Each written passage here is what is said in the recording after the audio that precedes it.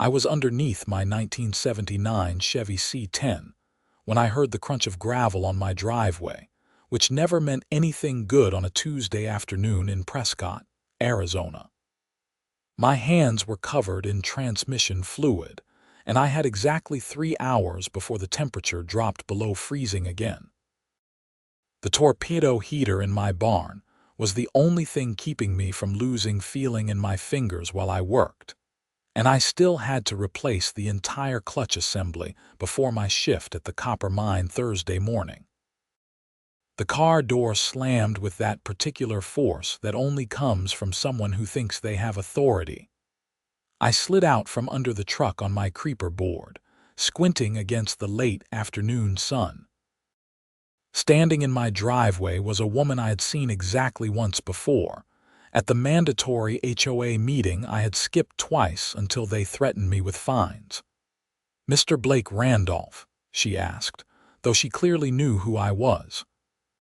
She wore a pantsuit that probably cost more than my monthly mortgage payment, and her blonde hair was pulled back so tight it looked painful. "That's me," I said, wiping my hands on a shop rag that was already beyond saving. "What can I do for you?" "I'm Patricia Sanderson, president of the Copper Ridge Homeowners Association. We have received multiple complaints about your property." I looked around my 5-acre lot. My house was a modest ranch-style home I had bought 6 months ago after my divorce was finalized. The barn was original to the property, built sometime in the 1950s, and yeah, it needed paint.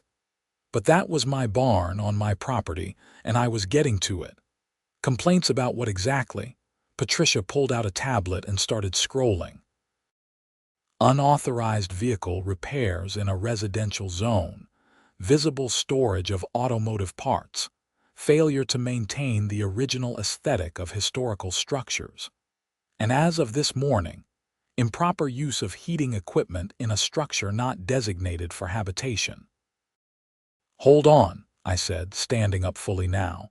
I was 6'2" and had spent the last 15 years doing manual labor. Patricia was maybe 5'5" in her heels, but she did not back down an inch. "Who said anything about my heater?"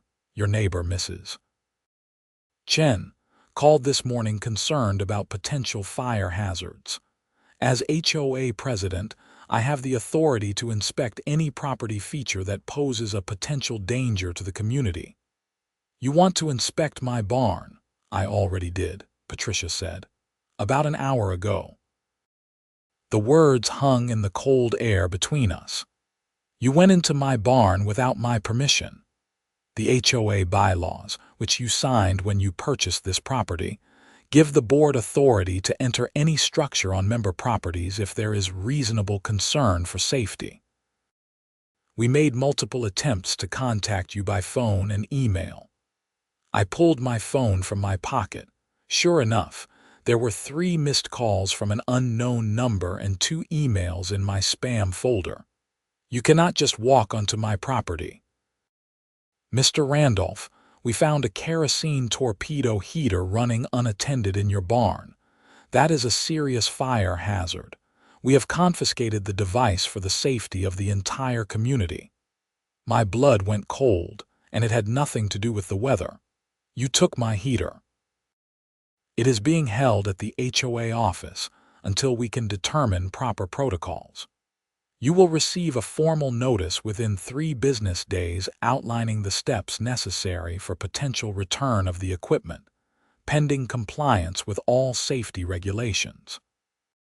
That heater cost me $350. I bought it 2 months ago specifically for working in the barn during winter. Patricia's expression did not change. "If you can provide proof of purchase and demonstrate that the equipment meets all county fire codes, we can discuss return procedures. In the meantime, the use of such heating devices in non-residential structures is prohibited per HOA Covenant Section 12.4.7. I never agreed to any of this." "You did when you signed your closing papers. I suggest you review your homeowner documents, Mr. Randolph. The HOA has a responsibility to protect property values and ensure safety for all residents. She turned to leave, then paused. Also, that truck needs to be moved inside a garage or behind a privacy fence. Visible automotive repair is prohibited in front or side yards. You have 7 days to comply or face a fine of $100 per day. She walked back to her white Lexus SUV and drove away, leaving me standing in my driveway holding a transmission pan full of fluid and a shop rag. I looked at my barn, 100 feet from my house, with its big sliding door still open the way I had left it. The torpedo heater that had been keeping the space at a reasonable working temperature for the past 6 weeks was gone. I set down the transmission pan carefully, walked into my house, and found the thick folder of documents from my home purchase. It took me 20 minutes of reading dense legal language to find what Patricia was talking about. Buried in the covenants, conditions, and restrictions was indeed a section about heating equipment. But the wording was vague enough that I was not even sure it applied to my situation. The heater was not permanently installed. It was a portable unit I moved around as needed. I called my real estate agent, Marcus, who had sold me the property. "Blake, hey man, what is going on?" Marcus always sounded like he was in the middle of something more important. "Did you know about the HOA restrictions when you sold me this place?" There was a pause. "I mean, all properties in Copper Ridge fall under the HOA. It was in your disclosure documents. They just walked into my barn and took my heater." "They what?" I explained the whole situation. Marcus listened, and I could hear him typing in the background. "Okay, so here is the thing," Marcus said. "The HOA does have broad authority in Copper Ridge. It is one of the stricter communities in Prescott, but they are supposed to give you written notice before entering any enclosed structure." "Did you get anything in writing? Just some missed calls and spam emails?" "That might not hold up. Look, I know a guy, real estate attorney named David Kovacs. He handles HOA disputes. Want me to send you his number? How much does something like that cost?" "Probably a consultation fee, maybe $200. But if they violated proper procedure, he might take it on contingency. HOA overreach cases can be pretty lucrative if they get it wrong." I thanked Marcus and hung up. The idea of hiring a lawyer over a $350 heater seemed ridiculous, but it was the principle of the thing. I had bought this property specifically because it had space and a barn. I had moved out here to get away from people telling me what I could do on my own land. The temperature was dropping fast. I went back outside and tried to finish the transmission work, but my fingers were going numb within 20 minutes. Without the heater, the barn was just a big metal box that held cold air like a refrigerator. I gave up and went inside. The next morning, I called the HOA office. A chipper voice answered on the second ring. "Copper Ridge Homeowners Association. This is Brenda speaking." "Yeah, this is Blake Randolph. I need to speak to Patricia Sanderson about property she removed from my barn yesterday." "Oh, Mr. Randolph." "Yes, I have your file right here.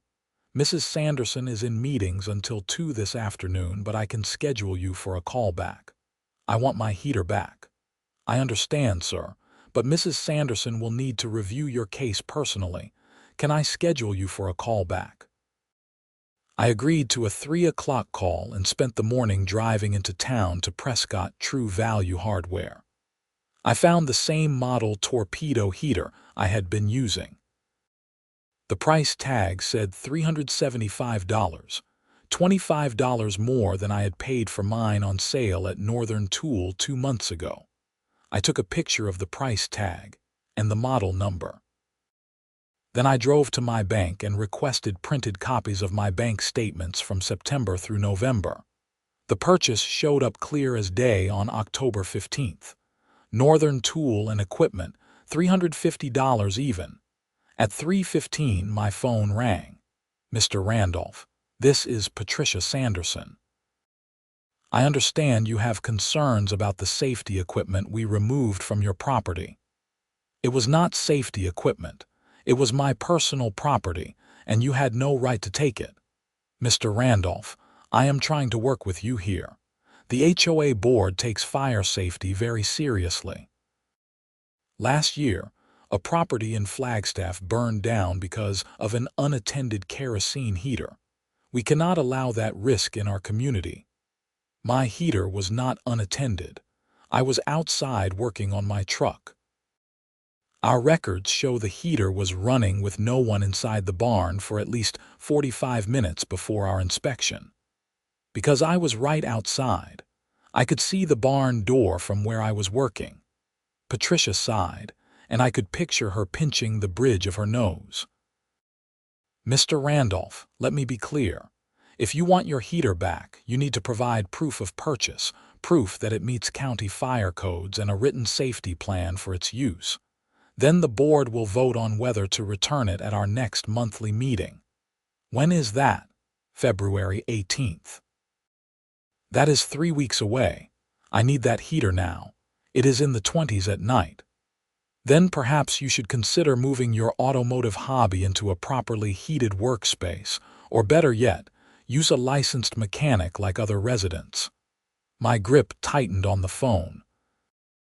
I am not paying someone $2,000 to do work I can do myself in an afternoon. Those are your options, Mr. Randolph. Email the required documents to the HOA office, and we will add your case to the February agenda. Have a good day." She hung up. I sat in my kitchen staring at my phone. 3 weeks without my heater meant 3 weeks of not being able to work on my truck in reasonable comfort. The transmission job was urgent. I needed the truck for work. Taking it to a shop would cost money I did not have, especially after dropping $5,000 on closing costs and moving expenses 6 months ago. I opened my laptop and drafted an email. I attached the bank statement showing my purchase, a PDF of the Torpedo heater's specifications from the manufacturer showing it met all relevant safety standards, and a brief explanation that I used the heater only when I was actively working in the barn. I kept the tone professional. Though I wanted to write something very different, within an hour, I got an automated response confirming receipt. Nothing else. For the next 2 days, I worked on my truck in the freezing cold, taking frequent breaks to warm up in my house. What should have been a 6-hour job stretched into 2 days of misery. By Thursday afternoon, I had the transmission back together, but I could barely feel my hands. Friday morning, I got a certified letter in the mail. Inside was a formal notice from the Copper Ridge HOA outlining my violations. Unauthorized vehicle repair, failure to screen automotive work from public view, improper use of heating equipment, and now, failure to respond to HOA communications in a timely manner. Each violation carried a potential fine of $100 per day, starting 7 days from the date of the letter. I had until next Friday to comply or start paying $700 per week. I called David Kovacs, the real estate attorney Marcus had mentioned. His receptionist put me through after a brief hold. "Mr. Randolph, Marcus mentioned you might call. Tell me what is happening." I laid out everything. David listened without interrupting. When I finished, he was quiet for a moment. "Okay, so the HOA is claiming multiple violations, but the core issue is they entered your property and seized your equipment without proper notice. In Arizona, HOAs have broad authority, but they still have to follow their own bylaws.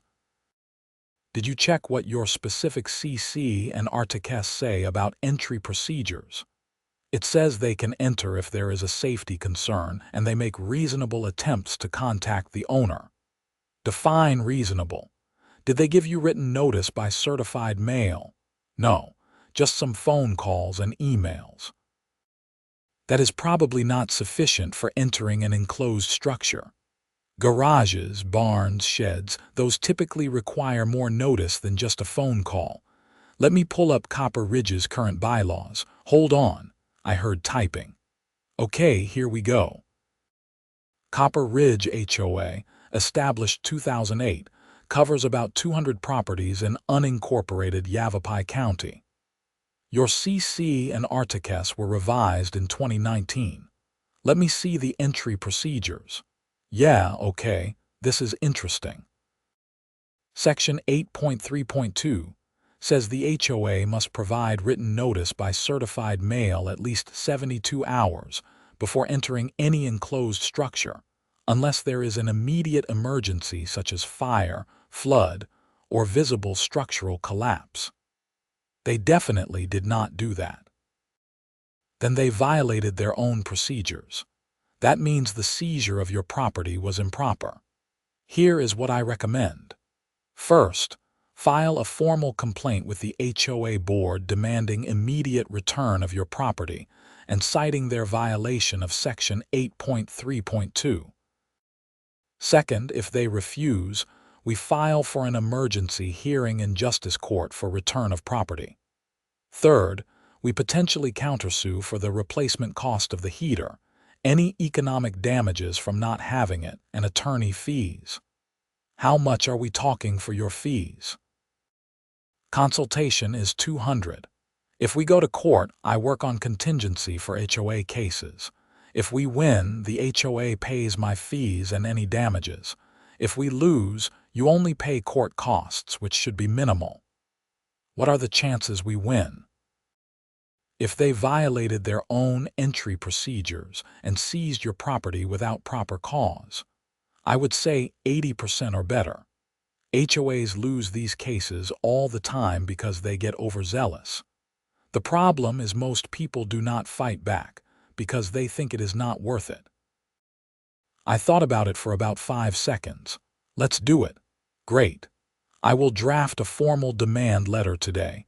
You should have it by email tonight. Print it, sign it, and deliver it to the HOA office in person. Get a receipt showing they received it. If they do not respond within 72 hours, we file in court. I spent the rest of Friday feeling better than I had all week. Someone who actually knew the law was on my side. Maybe this HOA president was not as all-powerful as she thought. That evening, David's email arrived with a 3-page demand letter attached. It was beautiful. Formal legal language that basically said Patricia Sanderson and the Copper Ridge HOA had violated their own rules, violated my property rights, and had 72 hours to return my Torpedo heater in the same condition it was taken or face legal action. Saturday morning, I printed the letter, signed it, and drove to the HOA office. It was in a small professional complex off Highway 89, sandwiched between a dentist and an insurance agency.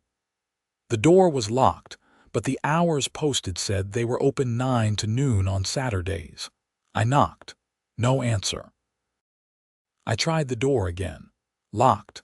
I was about to leave when a car pulled into the lot. It was not Patricia's white Lexus. Instead, a younger woman got out, mid-20s, carrying a Starbucks cup and looking annoyed at the cold morning. "Are you here for the HOA office?" she asked. "Yeah, I need to drop off a document. I am just the weekend admin. Mrs. Sanderson is not here on Saturdays. That is fine. I just need to make sure this gets to her and get a receipt showing it was delivered." The woman unlocked the office and let me in. The space was small and efficient. A reception desk, a couple of filing cabinets, and a back office with the door closed. The woman set down her coffee and looked at my letter. "This is for Patricia." "Yes, and I need a signed receipt showing you received it on this date." She looked uncomfortable but pulled out a generic receipt pad and wrote out a quick note. Received one letter addressed to Patricia Sanderson, Copper Ridge HOA, dated January 11, 2025.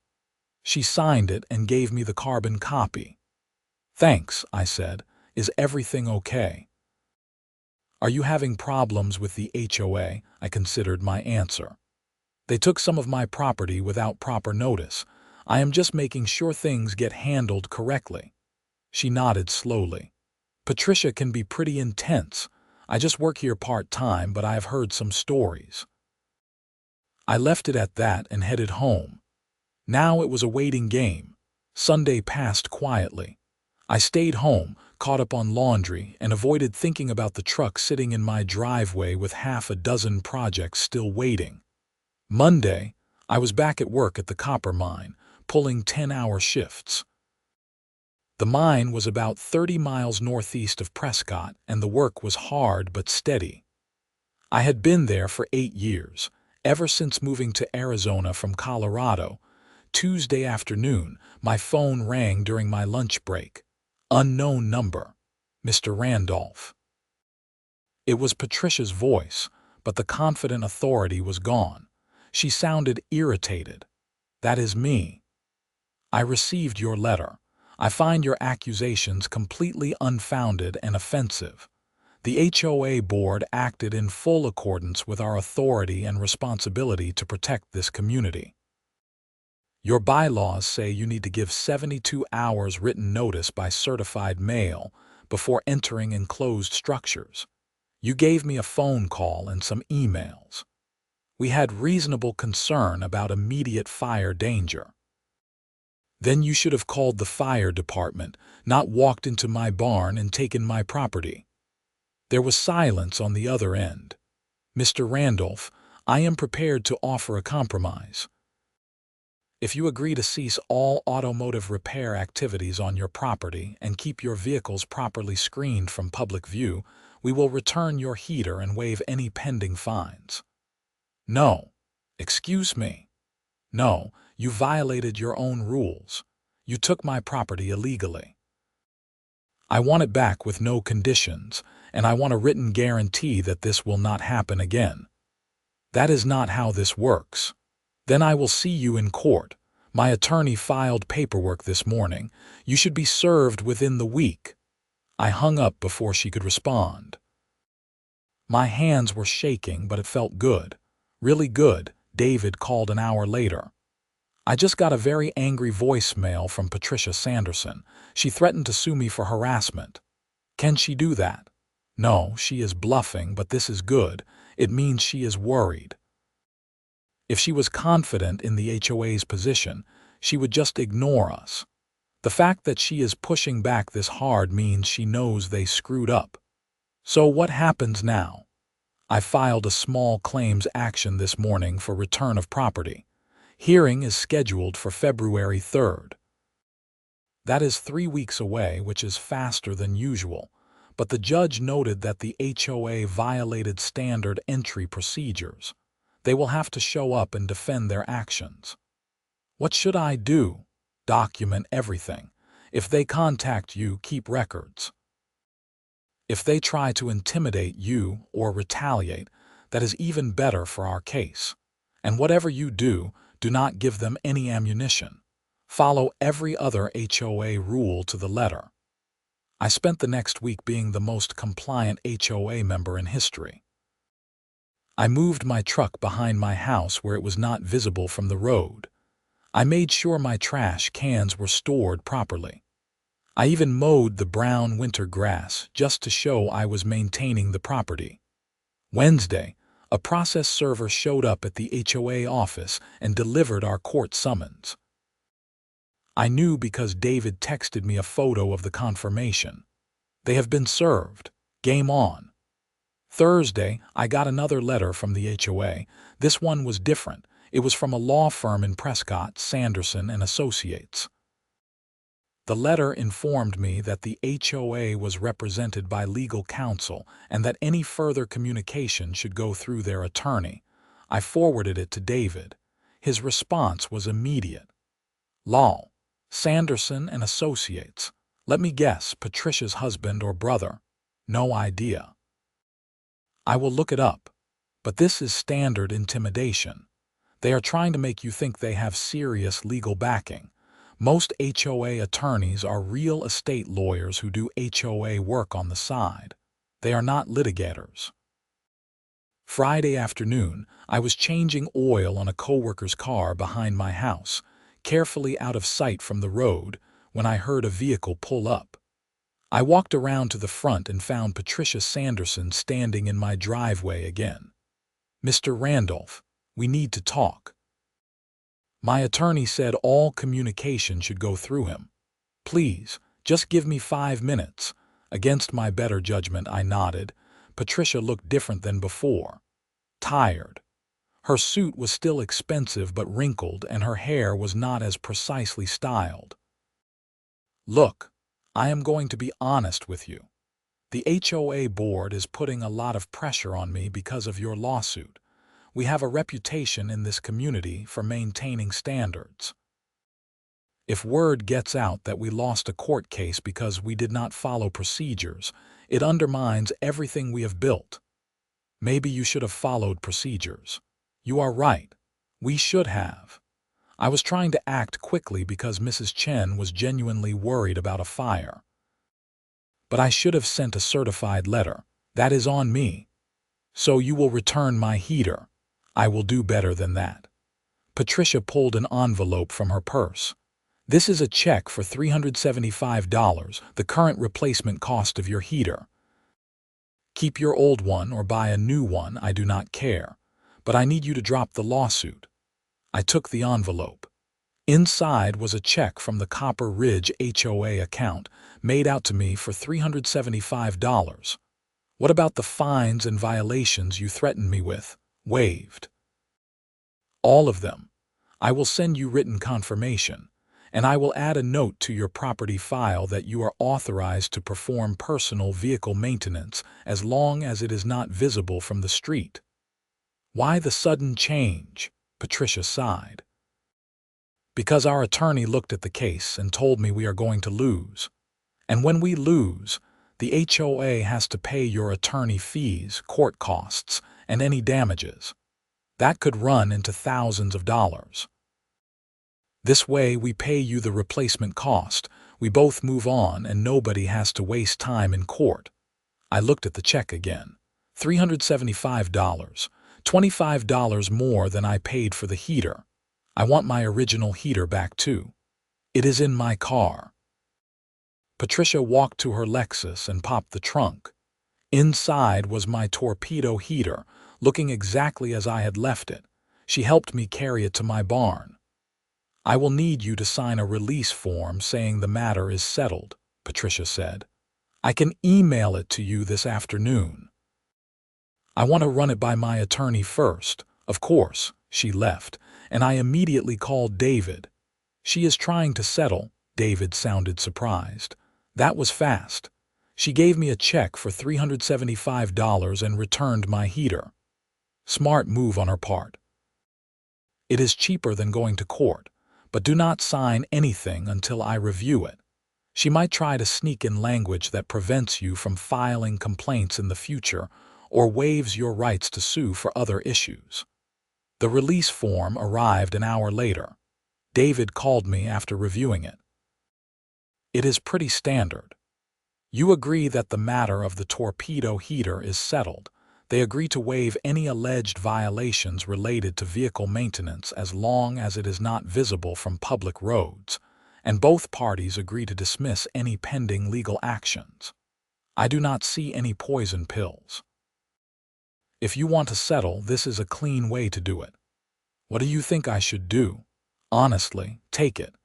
You got your heater back, you got paid more than it cost, and you established that the HOA cannot just walk onto your property and take your stuff. That is a win."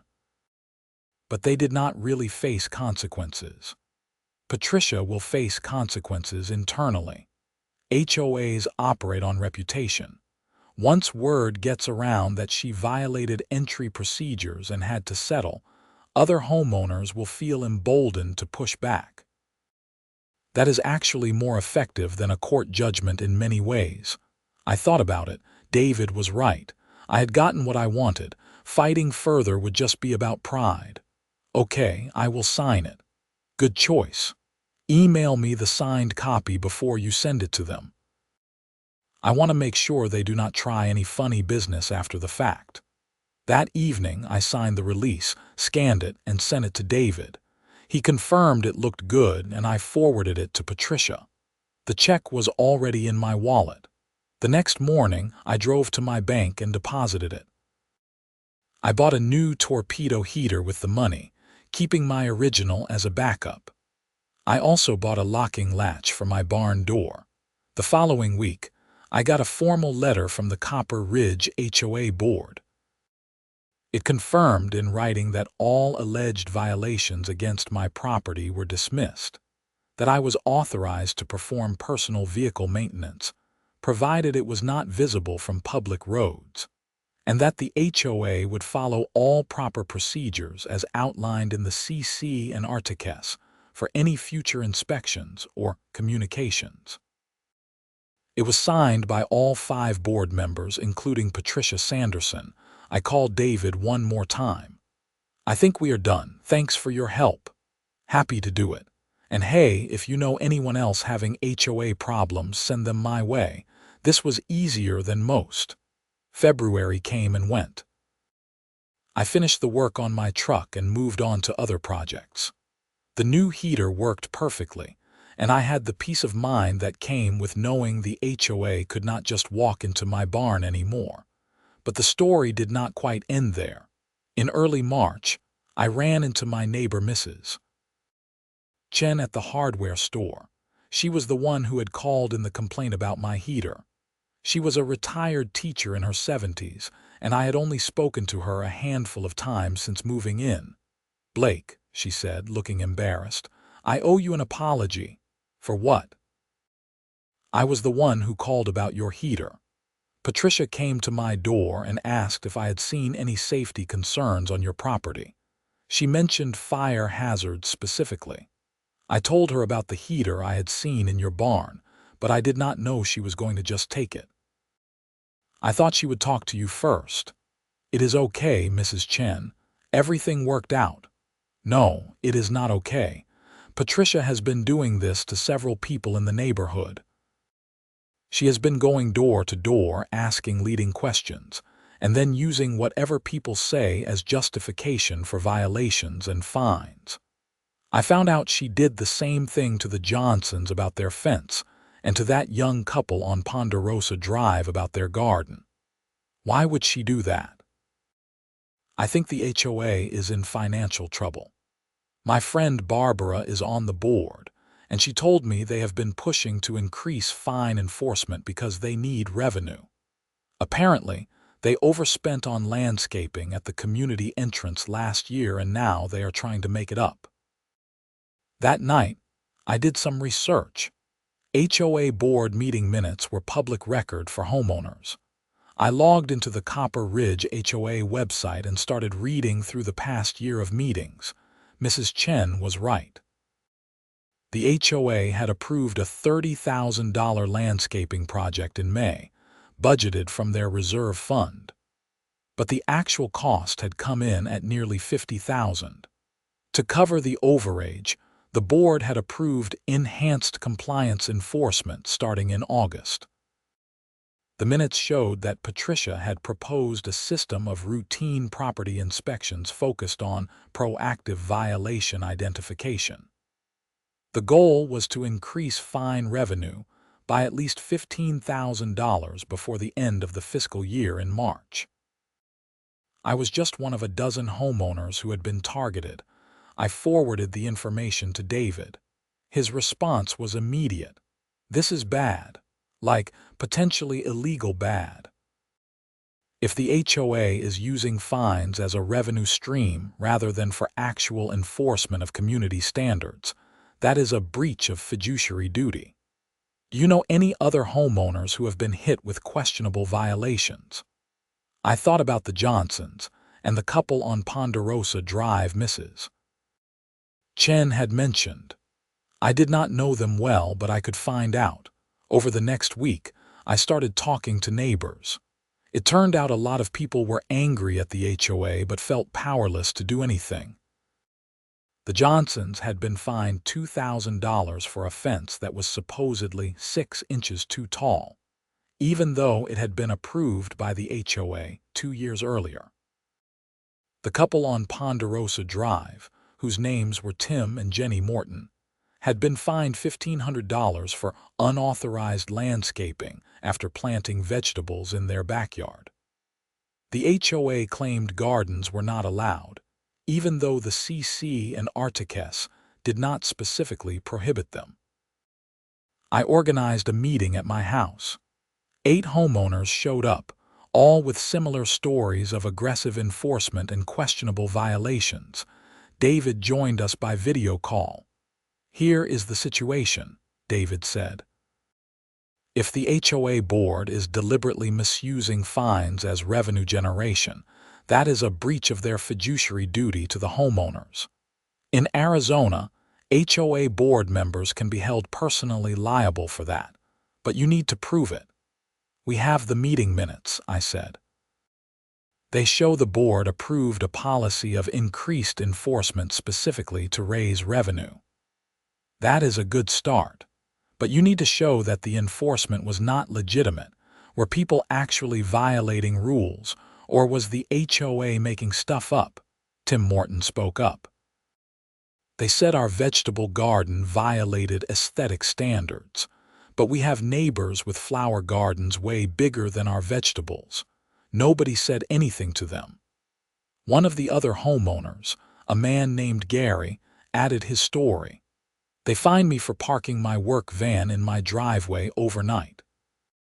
Said commercial vehicles were prohibited, but I have seen contractors park in driveways all the time when they are doing work on houses." David nodded. "That is selective enforcement. That is illegal. If the HOA only enforces rules against some people and not others, especially if there is a pattern connected to their revenue needs, that is a violation of their duty to treat all homeowners equally." "So what do we do?" Jenny Morton asked. "You have 2 options. First, you can file individual complaints and lawsuits like Blake did. That works, but it is slow and the HOA can settle each case individually. Second, you organize and vote the board out. How many homeowners are in Copper Ridge?" "About 200, I said. "And how many are here tonight or have expressed interest in fighting back?" I counted in my head. "Maybe 20 so far. You need signatures from 10% of homeowners to force a special election. That is 20 signatures. If you can get that, you can hold a vote to recall the current board and elect new members. With the evidence you have of mismanagement and revenue targeting, I bet you could get a majority of homeowners to vote for change." The room was quiet for a moment. Then Gary said, "I am in. Let us get these people out." We spent the next 3 weeks organizing. I created a simple petition explaining that we were concerned about HOA mismanagement and wanted to hold a special election. We needed 20 signatures to trigger the election, but we aimed for 50 to show strong support. It was easier than I expected. Once people heard what was happening, they were eager to sign. Many had their own stories of unfair treatment or excessive fines. By the end of March, we had 68 signatures. I submitted the petition to the HOA office in person, making sure to get a receipt.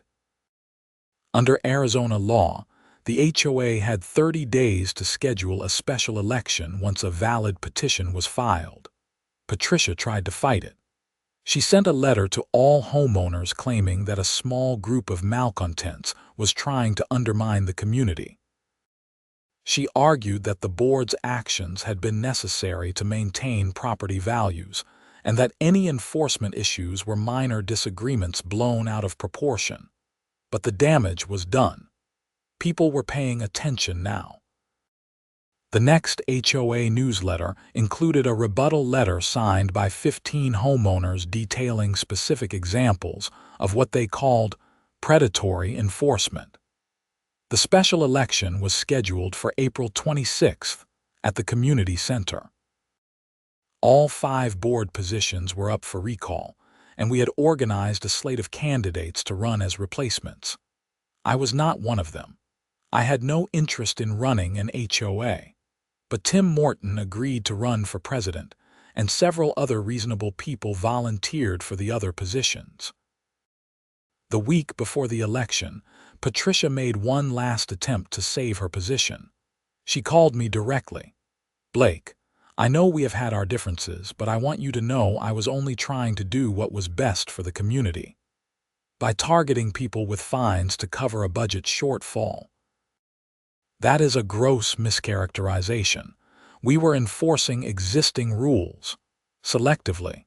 You went after people you thought would not fight back, and you ignored violations by people who did not fit your revenue needs. I am sorry you see it that way. But if your slate wins, this community is going to fall apart. Property values will drop.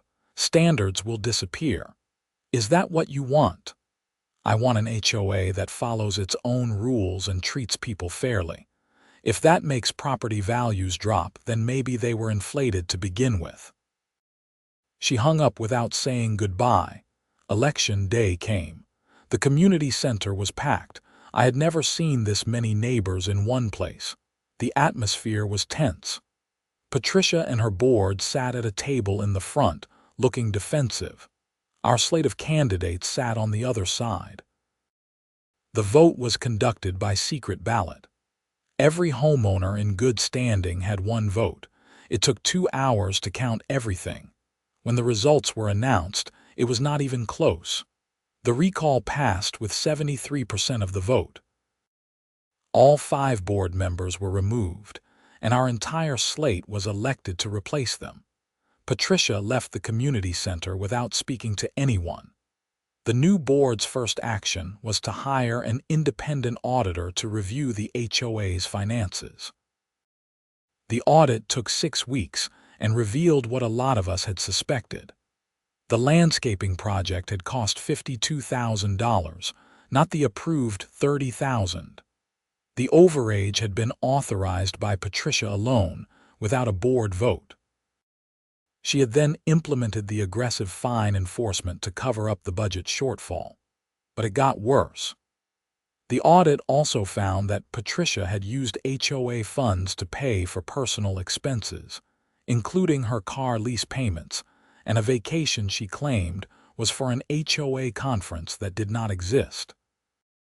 In total, she had misappropriated nearly $18,000 over the past year. Tim Morton, as the new board president, filed a complaint with the Arizona Attorney General's office. Within 2 weeks, the Attorney General opened an investigation into HOA fraud. In June, Patricia Sanderson was charged with 3 counts of theft and 1 count of fraudulent schemes. The case made the local news. I watched the coverage showing Patricia being walked out of her house in handcuffs, her expensive suit replaced with a simple blouse and slacks. Her attorney, who turned out to be her brother, tried to negotiate a plea deal, but the Attorney General's office was not interested. The case went to trial in September. I was called as a witness to testify about the Torpedo heater incident and how it fit into the broader pattern of aggressive enforcement. I explained how Patricia had violated the HOA's own entry procedures and admitted it was part of an effort to generate fine revenue. The trial lasted 3 days. The jury deliberated for less than 4 hours. Patricia Sanderson was found guilty on all counts. She was sentenced to 18 months in state prison and ordered to pay full restitution to the HOA. A total of $67,000, including the misappropriated funds and the cost of settling various homeowner complaints. The news covered the sentencing. I felt no satisfaction watching Patricia in an orange jumpsuit, listening to the judge explain that she had abused a position of trust and caused real harm to her community. Mostly, I just felt tired. The new HOA board made immediate changes. They revised the CC and Articus, to require board votes for any expenditure over $5,000. They eliminated fines as a primary enforcement mechanism, replacing them with a system of warnings and mediation. They established clear procedures for property entry that required written notice by certified mail at least 7 days in advance, except in cases of genuine emergency. Most importantly, they reduced HOA dues by 20% and committed to transparency in all financial matters. Life went back to normal. I continued working on my truck and other vehicles in my barn, with my Torpedo heater keeping me warm on cold nights. I helped Mrs. Chen fix her garage door and occasionally had coffee with Tim Morton to hear about the boring administrative work of running an HOA the right way. One Saturday in November, almost a year after the whole mess started, I was in my barn rebuilding a carburetor when I heard someone pull into my driveway. I walked outside to find a woman in her 30s standing next to a blue Honda Civic. "Are you Blake Randolph?" she asked. "That is me. My name is Amanda Kennedy. I live in the Pinewood HOA in Flagstaff. I heard about what happened here with your HOA. I am having a similar problem, and I was hoping you could give me some advice." I invited her into my house and made coffee. Amanda's story was eerily similar to mine. Her HOA had taken an expensive piece of equipment from her property without proper notice, claiming it was a violation of community standards. She had tried to fight back, but felt overwhelmed by the process. I gave her David Kovacs's contact information and walked her through everything I had learned about HOA law, documentation, and organizing community support. "The most important thing," I told her, "is do not let them intimidate you. HOAs have authority, but it is not unlimited. They have to follow their own rules, and if they do not, you can hold them accountable." Amanda thanked me and left with a folder full of documents and a look of determination I recognized. As I watched her drive away, I thought about how strange the past year had been. I had bought a house looking for peace and space to work on my projects. Instead, I had ended up in a legal battle that resulted in criminal charges and a complete turnover of community leadership. But in the end, it had been worth it. Not just for me, but for the dozens of other homeowners who had been targeted by an abusive system. Patricia Sanderson had learned that HOA presidents are not above the law. The rest of the community had learned that they did not have to accept unfair treatment just because someone claimed authority. I walked back into my barn where my Torpedo heater was running, warming the space to a comfortable 65 degrees. My truck sat on jack stands, waiting for new brake lines. The evening stretched ahead of me with nothing but time and work I enjoyed. For the first time since moving to Copper Ridge, I felt like I was actually home. The winter settled in cold and clear across Prescott. I kept working on vehicles, kept attending the occasional HOA meeting to stay informed, and kept my head down. The new board was everything the old one was not: transparent, reasonable, and actually interested in serving the community rather than ruling it. In December, the HOA held its first annual meeting under the new leadership. I went, mostly out of curiosity.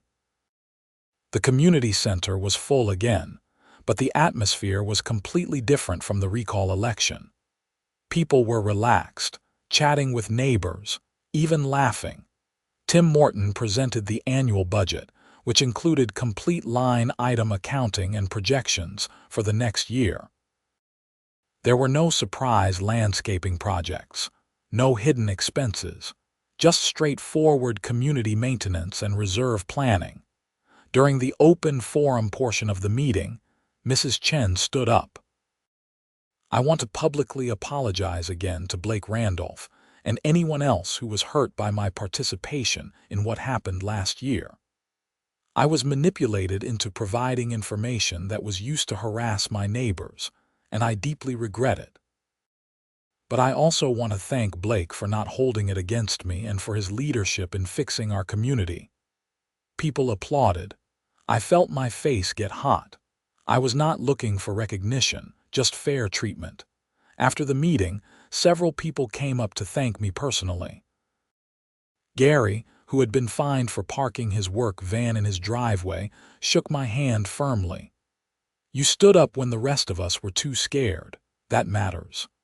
As I drove home that night, I thought about the path that had led me here, the divorce that pushed me to find a new place, the house with the barn that seemed perfect, the HOA president who overreached and set off a chain of events that changed an entire community. My torpedo heater had become an unlikely symbol of resistance against petty tyranny. It sat in my barn now, running quietly, doing the job it was designed to do. Nothing fancy, nothing complicated. Just a tool that worked. Maybe that was the lesson in all of this. Stand up for what is right. Do not back down when you are in the right.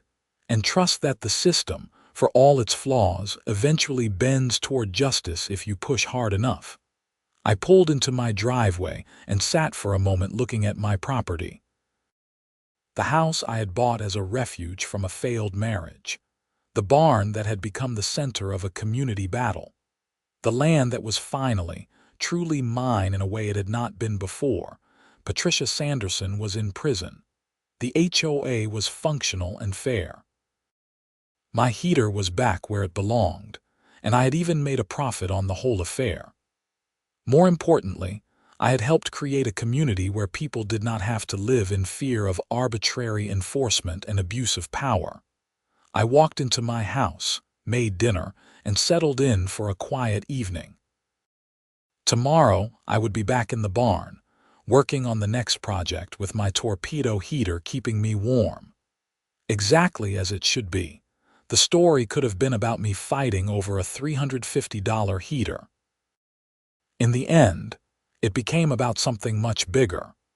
Accountability, community, and the simple but profound idea that people deserve to be treated with fairness and respect, even in the mundane world of homeowner associations.